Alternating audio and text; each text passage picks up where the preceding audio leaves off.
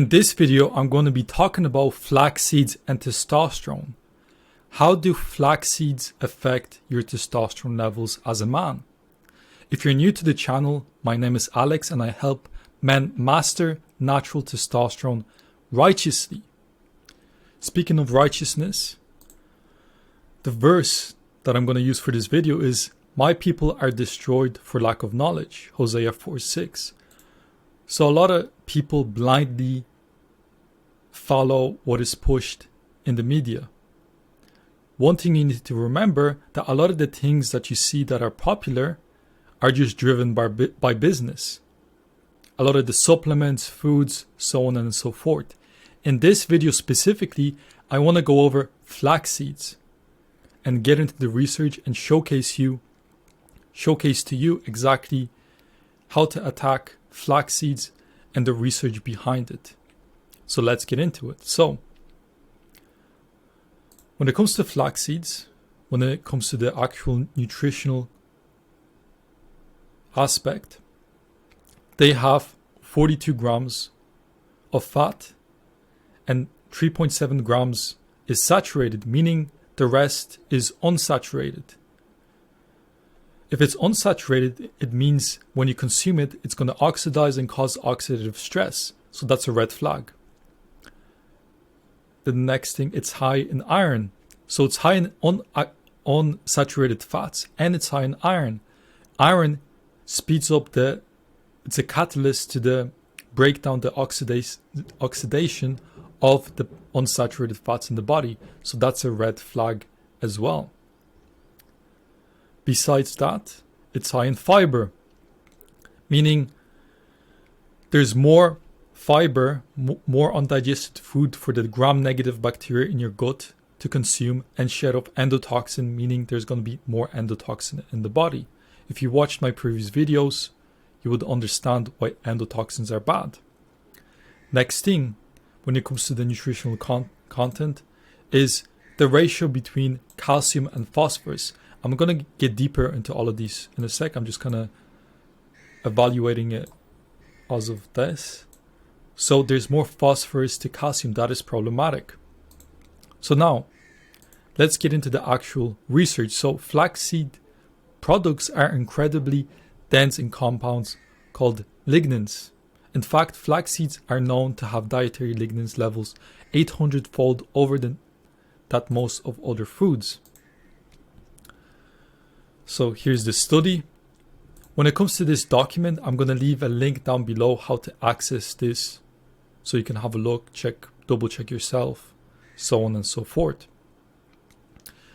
When it comes to using biblical principles, right, I looked into flax seeds in the Bible. So flax are mentioned in scripture, but it's for clothing. It's for the fibrous part to make clothes out of it. There's no mention about consuming flax seeds. So that's another red flag.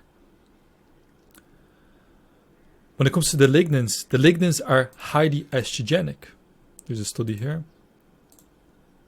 There's some evidence suggesting that they reduce total and free testosterone levels, while also suppressing the enzyme 5A reductase, which converts testosterone into its more potent form, DHT.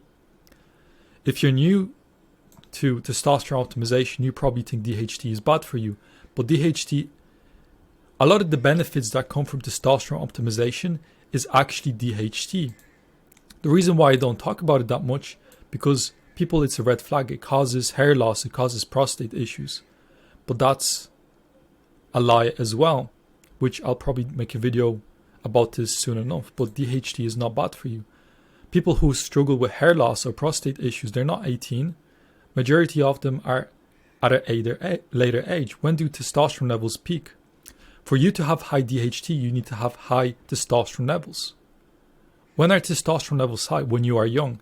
When are prostate issues and hair loss issue usually kicking in? When they are old. So it can't be due to testosterone levels, it must be a different factor. And that is estrogen, inflammation, things like that. But going on a tangent, but yeah, flax seeds are able to reduce the enzyme that converts testosterone into estrogen, into DHT. Testosterone can be also converted into estrogen through an aromatase enzyme, which you do not want. When it comes to case studies of a 31-year-old woman who had high testosterone levels, which caused her to develop a condition that caused excessive facial hair growth. In an effort to control the condition and drive down her testosterone levels, the researchers told her to eat 30 grams a day of flax seeds for 4 months. The results, so serum total testosterone dropped by a whopping 70%, and free testosterone went down by 89%. That's a lot, but you're probably not a woman with this condition, right? So let's look at other studies. So another study where the same dose, 30 grams per day. So when it comes to the studies are here, so you can click the document.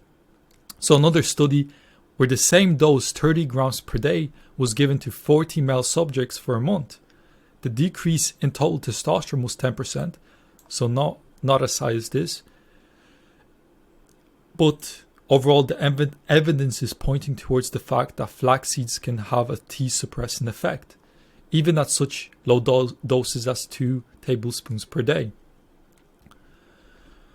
So there was a similar study, has done a study with a similar design, 25 male subjects, 30 grams per day, flax seeds 7 years earlier. In that study, the average total testosterone levels dropped by 15% and free by 20%, showcasing more it will lower testosterone levels. When it comes to looking at different lens from flax seeds, whether weak or strong, the estrogenic response of a chemical, so flax seeds contain phytoestrogens, right? Response of a chemical, if not overcome, will add extra estrogenic burden to the system, right? At elevated doses, natural estrogens and environmental estrogen-like chemicals are known to produce adverse effects. The source of extra or elevated concentration of estrogen could be either endogenous or exogenous. The potential of exposure for humans and animals to environmental estrogen-like chemicals is high. I got this extract from this article, you can check it out yourself, but just showcasing that dietary estrogens do affect your body. So flax seeds contain high amount of phytoestrogens, and more here. This is more for women, but an article about the problems with flax seeds. When it comes to Ray Peat, according to him, flax seeds contain compounds called lignans, like I mentioned before, backed up by studies, that have weak estrogenic effects in the body. He argues that excessive estrogenic activity can disrupt hormonal balance, leading to various health issues, right? And then fiber. Another thing, when it comes to your gut, you have gram-positive and gram-negative bacteria. The gram-negative bacteria have a shell over them called lipopolysaccharides, also known as endotoxins. The endotoxins will shed into the system if you feed the gram-negative bacteria or when you kill it. Hence why when you undergo a protocol which kills the bacteria in your gut, you may have a Herx effect a few days after because you're shedding off the endotoxins. But you can have a similar effect from feeding those gram-negative bacteria with things like flax seeds. So the reason why you are feeding it, and the reason why I recommend, and it's a recommendation from Ray Peat, is to consume easily digestible foods, especially if you're in a hypometabolic state. When you consume something that takes longer to digest, it travels down longer and further into your digestive system, allowing bacteria which are higher up in your digestive tract because of your poor metabolic function, start feeding those gram-negative bacteria, start feeding on the endotoxin, on the undigestible fiber, and shedding off endotoxins. When you're in a high metabolic state, you can get away with these things. Hence why when you're a child, when you were younger, you can eat all those things and not have issues. And now, because you are older, you're like, why can't I eat all these amazing foods that I was able to eat back then? It's because you're in a hypometabolic state. You're less stress resilient, right? So the fiber in flax seeds will do that. Another thing, flax seeds are high in omega-3s, which can promote the production of certain prostaglandins and I can't even pronounce that, which can contribute to inflammation, suppress thyroid function, and inhibit the metabolism of glucose, which is very problematic. And I can make a video about fish oils and things like that, because you're probably thinking, oh, omega-3s are bad as well. Yes. Excess phosphate can increase inflammation, tissue atrophy, calcification of blood vessels, cancer, dementia, and in general, the process of aging. So here's another study. So you see the way I'm not just making these things up. I'm presenting you undisputable evidence, showcasing to you these studies, right? But I bet you can find studies showcasing the opposite, that flax seeds are amazing to you. So right here, right now, I want you to think for a sec.